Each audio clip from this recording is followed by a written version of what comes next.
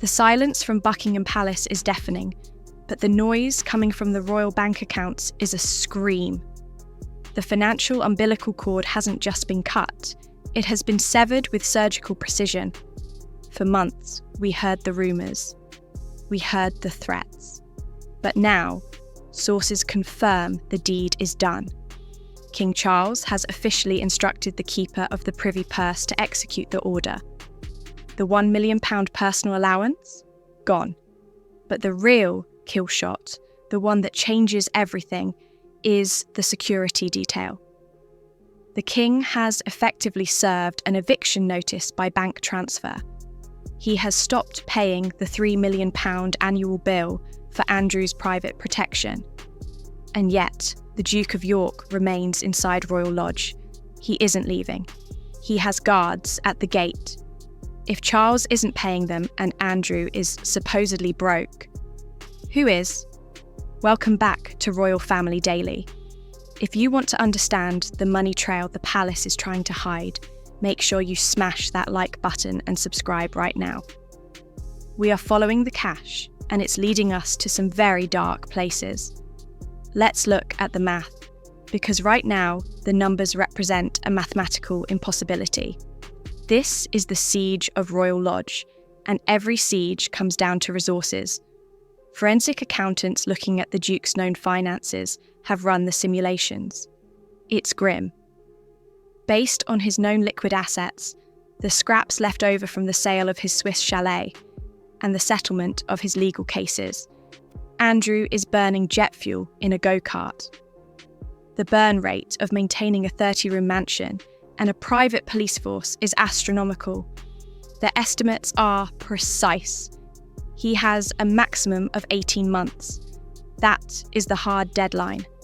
After 18 months, total insolvency triggers a forced exit. He won't just be evicted, he will be bankrupt. But Andrew is acting like a man with a lifeline. The official royal protection officers have been recalled. They are gone. In their place, a new team has arrived. A cut-price security arrangement. But don't let the term fool you. Cut price, in the world of high-threat VIP protection, still costs millions. We are seeing private contractors, likely ex-military, manning the perimeter. Intelligence suggests this multi-million-pound bill is being footed by a shadowy network. We have to go back to Andrew's controversial era as a trade envoy to understand this. He spent years cultivating relationships in the Middle East, specifically in the Gulf states. These weren't just diplomatic handshakes, they were transactional relationships. The investigation has pivoted to a specific entity. You need to remember this name, Waterberg Sterling. It sounds like a generic hedge fund, doesn't it? It's not. It is an obscure investment vehicle with an eye-watering target of raising $10 billion in capital. And guess who is allegedly right in the middle of it? Prince Andrew. The whispers are that he is trading his last remaining asset. He has no reputation, he has no HRH duties, he has no military titles. All he has left is the contact book, the Royal Rolodex. He is allegedly engaging in a high-stakes contacts for cash survival strategy, leveraging access for investment. It is a desperate hustle, but it goes deeper than just business deals. Corridors in London are buzzing with the term shadow diplomatic service. This is the nightmare scenario for the Foreign Office. The suggestion is that the Duke is monetising his access to international elites, effectively running his own rogue foreign policy to pay the heating bill. He is calling in favours. And this is where it gets complicated for the rest of the family. There are concerns, valid concerns, that he is utilising his daughter's business ties. Princess Beatrice and Princess Eugenie have legitimate careers, but they also have significant connections in Saudi Arabia and Abu Dhabi. The fear is that they are being used, perhaps unknowingly, as conduits for off-books liquidity. Money flows where water flows, and right now the Duke is thirsty.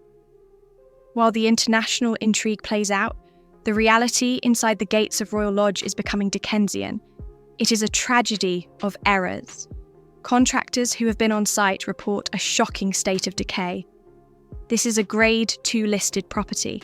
It requires constant, expensive care. We are hearing reports of severe damp climbing the walls. Structural rot is eating away at the timber. The roof is failing. And the Duke? He is retreating. Reports indicate he has effectively shut down most of the house to save on heating costs, living in a single wing like a squatter in a palace. Every spare pound he can scrape together is being funneled into his private militia. He is choosing bodyguards over roof tiles. He is choosing ego over infrastructure. And this is where the king's trap snaps shut. The 75-year lease Andrew waves around like a shield? It contains a fatal flaw. Andrew loves to talk about the lease. He loves to mention he has decades left. But the devil is in the details. Yes, the rent is a peppercorn rent. Negligible. Almost zero. But the lease has a strict maintenance clause. The tenant must maintain the property to a specific standard. By funneling his money into security instead of repairs, Andrew is walking into the trap. The crumbling infrastructure provides the precise legal leverage Charles needs. Failure to repair the property voids the contract. The damp isn't just a nuisance, it's the king's weapon. The battle has now escalated beyond the palace walls. It is spilling into the government. The Public Accounts Committee is starting to sniff around. This is dangerous. The Crown Estate is, ultimately, a matter of public interest. Politicians are now scrutinising the value for money of the lease. If a Crown asset is being allowed to rot because a non-working royal refuses to leave, that becomes a parliamentary issue. It turns a family dispute into a state inquisition regarding the mismanagement of assets. Andrew isn't just fighting his brother anymore, he's inviting the government to look at the books. And nobody in the royal family wants that. New investigative leads are pointing to an even darker source of funds. Oligarch-linked sources. We know Andrew has had associations in this world before. If these figures are subsidising his legal defence and his security costs, they aren't doing it out of charity. They are buying leverage. It creates a soft power debt. Imagine the compromise.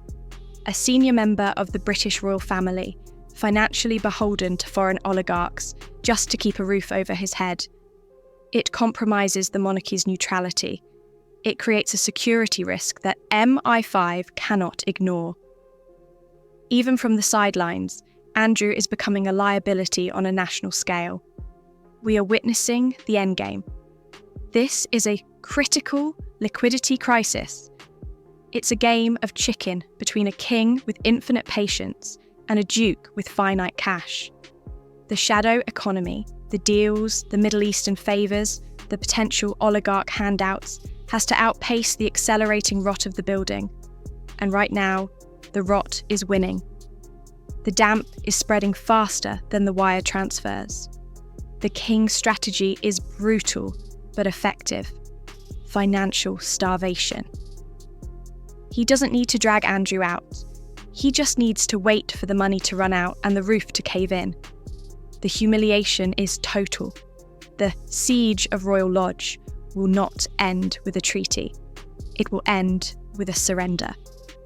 The question isn't if Andrew will leave. The question is who he will sell out on his way out the door. What do you think? Should the government step in and seize the property? Or should Charles let the rot do the work? Let us know in the comments below. And before you go, double check that you've subscribed to Royal Family Daily. We are tracking every penny of this secret money, and you won't want to miss what we find next.